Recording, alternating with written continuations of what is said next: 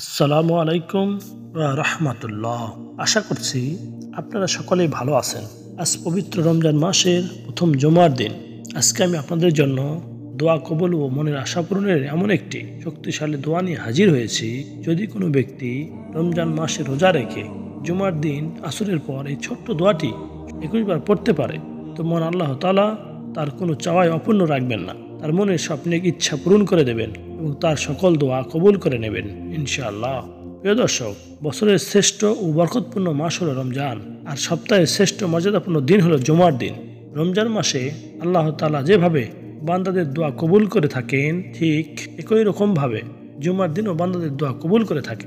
একে তো রমজান মাস, তারপরে আবার জুমার দিন। চিন্তা করুন এই দিনের মর্যাদা কতটুকু। এমনকি যে দোয়াগুলো আপনাদের কখনোই কবুল হয়নি, জুমার দিন 7 বার এই পবিত্র নামটি পড়ার কারণে কবুল হয়ে যাবে ইনশাআল্লাহ। প্রিয় বন্ধুরা, আমি আপনাদের সামনে চ্যালেঞ্জ করে বলছি, এই আমলটি করতে আপনার মাত্র 3 থেকে 4 মিনিট সময় লাগবে। সপ্তাহে একবার জুমার দিন আসে, আর এই দিনটা কোন ঈদের থেকে আমাদের কাছে কম কিছুই নয়। যদি এই দিন আমরা ছোট্ট একটি দোয়া মাত্র 21 বার পড়ে নিই, তাহলে আমাদের যত পেরেশানি আছে দূর হয়ে যাবে, যত অপূর্ণ কাজ আছে তা পূর্ণ হয়ে যাবে। আমলটি করে যদি আপনারা সুসংবাদ না পান, তো আমি এখানেই বসে আছি, আপনাদের যা ইচ্ছা হয় বলে চলে যাবেন। এটা আমি দৃঢ় বিশ্বাস থেকে বলছি। আপনাদেরকে এই আমলটি দৃঢ় বিশ্বাসের সাথে করতে হবে। প্রিয় বন্ধুরা, যেই কাজ আপনার দুনিয়ার কোনো কিছুর দ্বারাও করতে পারেননি, আপনার এই দোয়াটির দ্বারা করতে পারবেন। আপনাদের যত কিছুই বিগড়ে যাক না কেন, ঘরে যতই অভাব আসুক না কেন, টাকা পয়সা নিয়ে যত চিন্তায় থাকেন না কেন, প্রিয় বন্ধুরা, আপনারা যদি চান যে আপনাদের কাজগুলো আমাদের ইচ্ছা মতো পূরণ হোক, তাহলে আপনার কথা মতো জুমার দিন মাত্র একবারই আমলটি করবেন।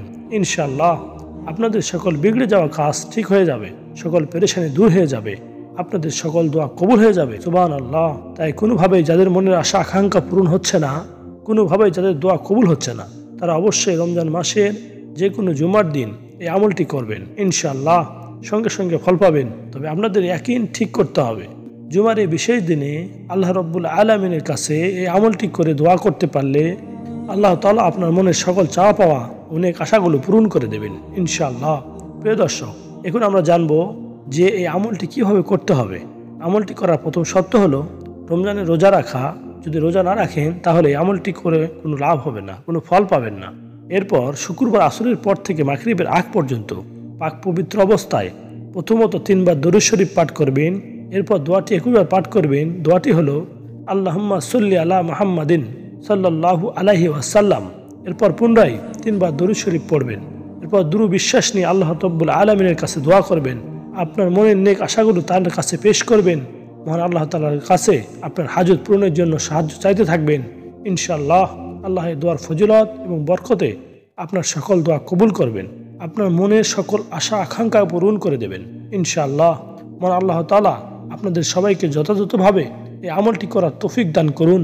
আমিন।